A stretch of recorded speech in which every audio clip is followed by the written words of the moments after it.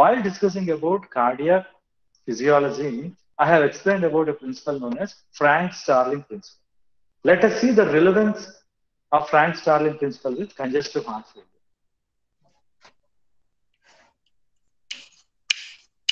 Frank-Starling principle. See, I explained you Frank-Starling principle is related to when you increase the pressure inside a ventricle wall, when ventricle with normal contraction, excess output comes out of the heart. Think about a balloon. You pour a lot of amount of water, you press, more amount of water comes out because a lot of volume of water is inside the balloon.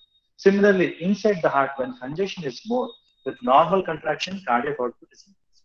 Let me put it in a graphical form, then you will understand better. On the x-axis, imagine you have filling pressure or ventricular filling pressure. Filling pressure. Now, on the y-axis, you have stroke volume. See, in fact, stroke volume is a parameter which determines the functioning of heart. What is stroke volume? With one stroke, how much volume of blood comes out of the heart is known as stroke volume. In normal healthy individual, it will be around 70 ml. Now, so in this x-axis, ventricular filling pressure is there. In y-axis, stroke volume is there.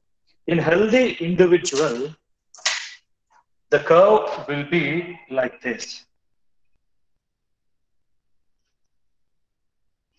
Now look what is happening. The moment pressure is increasing, stroke volume is increasing. When the pressure is continues to rise, stroke volume continues to rise. This is normal condition. This green line indicates the normal condition of heart, wherein by increasing pressure, stroke volume is increased. In case of congestive heart failure, the line will be like this. See what is happening. Pressure is getting increased without any increase in stroke. So this parameter is nothing but Frank-Starling phenomena. So look at the green line. You increase pressure, stroke volume is increased. That is what is simply put in Frank-Starling principle. Now, what happens is, when congestive heart failure occurs to an individual, at the beginning of the stages, lot of congestion is there inside the heart. At the beginning, because more filling pressure is there, with normal contractions, stroke volume will be very high. What happens in that condition, even though heart is failing, because a lot of volume of blood is there, with normal contractions, more volume comes out. So what happened? Cardiac output is compensated. Hence, that condition is known as compensated heart failure. Compensated heart failure. This is at the beginning of congestive heart failure cases, wherein the muscle is not completely damaged, but still the contractions are slowing down, so blood will be pooling inside the heart. More amount of blood with normal contraction, more amount of volume comes out. So what happens? It will be the cardiac output will be compensated. But in longer term, when the muscle damage occurs, even though the pressure is increasing, heart could not generate the powerful contractions. Then cardiac output will not be compensated. That condition is known as decompensated. Decompensated heart failure. So remember, at the beginning, it all starts with compensation of heart failure. Compensation indicates cardiac output is compensated. Why it is compensated? Because the pressure is more. With normal contraction, more volume comes out. When disease progresses, this is what happens. The red line indicates congestive heart failure. This is of congestive heart failure. Whereas the green line indicates in normal human beings, this is what happens. Now, morning I explained you a lot of drugs. We'll see how the drugs will try to increase stroke volume in this diseased condition. Imagine the subject is at this stage. Now, by using diuretics, what happens is, what is the action of diuretics? They reduce extracellular volume. That means blood pooling, the amount of the volume of blood will get reduced by using diuretics.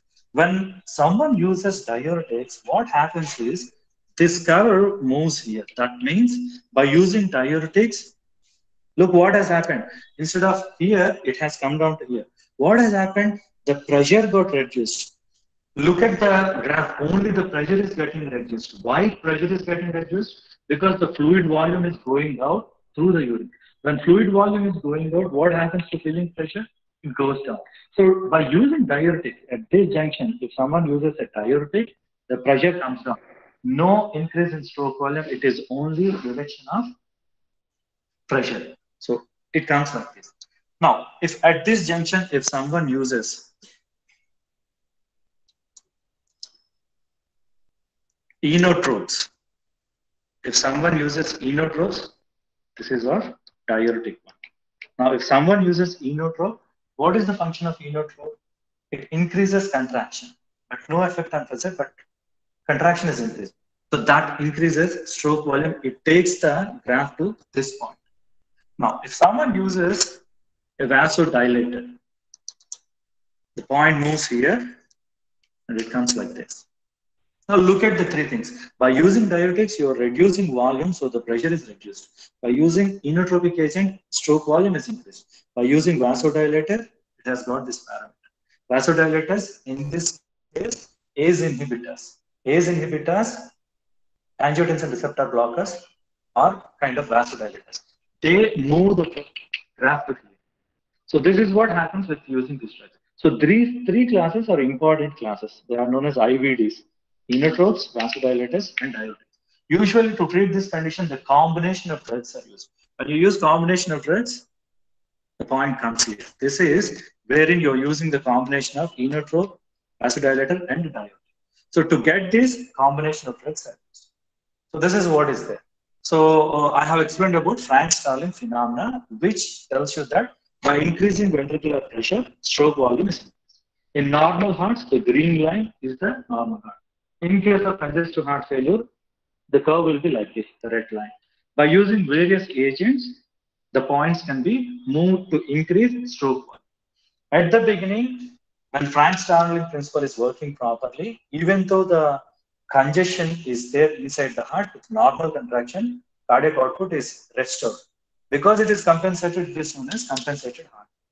The other one decompensated. After a long time, compensation could not take place and it results in decompensated heart failure.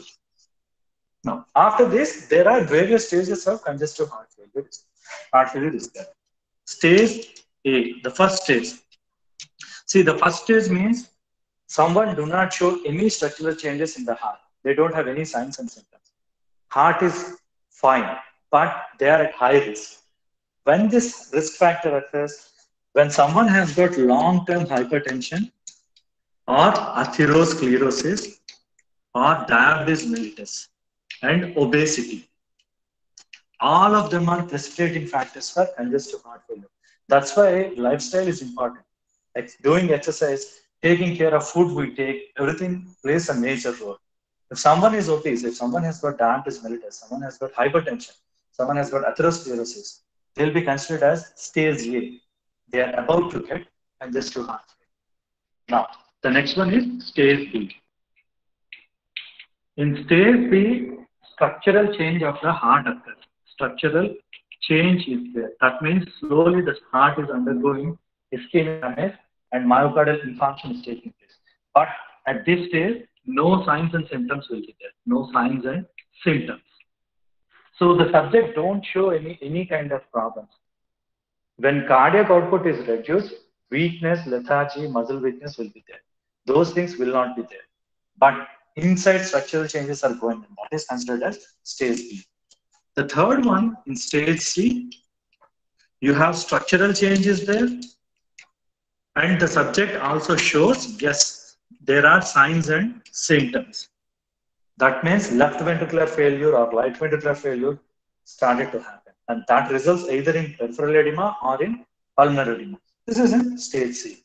Stage D is the dangerous stage. This is called as refractory stage. Refractory means unmanageable. So someone has got heart damage and that could not be managed.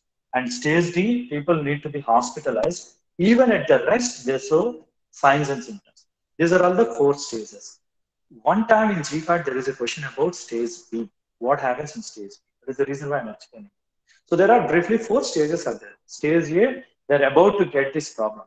And this problem, congestive heart failure, comes with existing chronic hypertension atherosclerosis, diabetes mellitus, or obesity.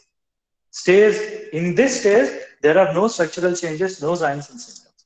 But stage B, there is a structural change in the heart, but signs and symptoms will not be shown. Stage C, structural change is there, signs and symptoms are there. Stage D, refractory, unmanageable state.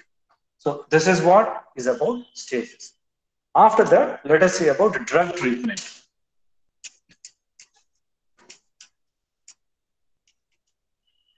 Now, in order to understand drug treatment, we need to know what are the major problems in congestive heart failure. Now, the prominent problem in congestive heart failure is the cardinal sign, the important sign is cardiac output. What happens to cardiac output? Cardiac output is reduced.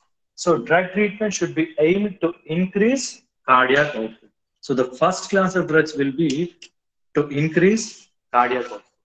Now, what are the drugs which will increase cardiac output? Cardiac output will be affected by increasing cardiac contractility.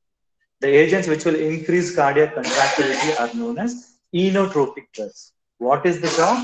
They will increase cardiac output.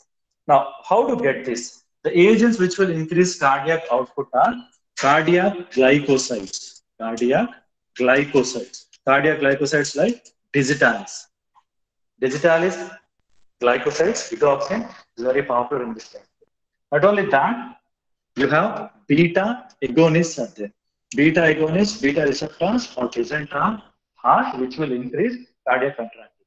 Along with that, phosphodiesterase 3 enzyme inhibitors. So all the three will increase cardiac output. So this is a major sign in congestive heart failure. So by increasing cardiac output, you can treat the symptom. Next one is another major problem is cardiac remodeling. In the previous class, I have explained what happens with the cardiac remodeling. Cardiac remodeling occurs to accommodate the excess pressure inside the heart. The problem is it is a maladaptive change. It is bad to heart because cardiac remodeling aggravates heart failure. It is worsening the heart failure. So our job is to reduce cardiac remodeling. So we need to reduce cardiac remodeling. Now, how can we do this? What causes cardiac remodeling? I explained you neurohumoral stimulation is the major cause for causing cardiac remodeling. Sympathetic nervous system activation, renin-angiotensin-aldosterone activation is the major cause for cardiac remodeling. So in this class, drugs used on ACE inhibitors, angiotensin converting enzyme inhibitors, angiotensin receptor blockers, beta receptor blockers, and then finally mineralocorticoid receptor antagonist like spironolactone. Just understand the drugs and classes, will deal them in detail. So these drugs will reduce cardiac remodeling. Now the other two things, major precipitating factors for heart failure are increase in preload and increase in afterload. Both of them are very dangerous. Preload means before contraction, the volume of blood inside the ventricle increases ventricular wall tension. So if that volume is reduced, the pressure on ventricular wall will get reduces. So the next job is you need to reduce preload. So how preload can be reduced? By reducing the volume inside the heart. If you want to reduce that volume, the primary agents used are diuretics. Diuretics will reduce preload. Not only diuretics. See, ACE inhibitors and angiotensin receptor blockers has got cardioprotective action. Cardioprotective means they will save our heart by reducing preload. So both the agents are there. ACE inhibitors and angiotensin receptor blockers. Now the other thing, preload is related to venous return. If you use venodilators, the agents which will dilate the veins, they will also reduce preload. So preload reduction can be achieved by using diuretics, ACE inhibitors, angiotensin receptor blockers, and venodilators. The last one, reducing afterload. Reducing afterload. Afterload can be reduced by the same drug using ACE inhibitors, angiotensin receptor blockers, and then arteriodilators. Arteriodilators. is, see, afterload is systolic pressure that is required to pump the blood to aorta. That is related to arteries. So when you use arteriodilators, you will be reducing arteries. So this is the drug treatment for congestive heart failure. We'll be using, our target is to increase cardiac output or to reduce cardiac remodeling, reduce preload, reduce afterload. The various drug circles. Let me tell you one more. See, this is a kind of disease wherein you can see you are using beta agonists as well as you are using beta blockers. You need to understand the logic. Now, when beta agonists are used, look at this condition. Decompensated heart failure is the condition at which heart could not, heart pumping is not enough to cause the cardiac arrest. If it is in decompensated state, you need to use a inotropic agent, beta agonist, which will pump the blood out of the heart. Now, excessive stimulation of sympathetic nervous system results in cardiac remodeling. If a chronic congestive heart failure condition is there, if it is causing cardiac remodeling, then beta blockers can be used. But again, see, increase in cardiac output. What happens with this inotropic agent? They increase the cardiac contraction, but they are increasing oxygen demand. Remember, one of the major reasons for heart failure is ischemia. Ischemia means reduced blood supply. So already heart has got reduced blood supply. By causing forceful contraction, you are increasing oxygen demand. What happens? That worsens again heart failure. That is the reason why out of all the three classes, only cardiac glycoside are most probably used because they have a unique mechanism. I'll explain. But keep this thing in your mind. Inotropic agents are not widely used because they further aggravate heart failure. There are specific set of conditions wherein you can use inotropic agents. All the three agents mechanism can be put under one diagram. Let us get into the drug treatment and let me explain the mechanism of action and the remaining things of drug therapy.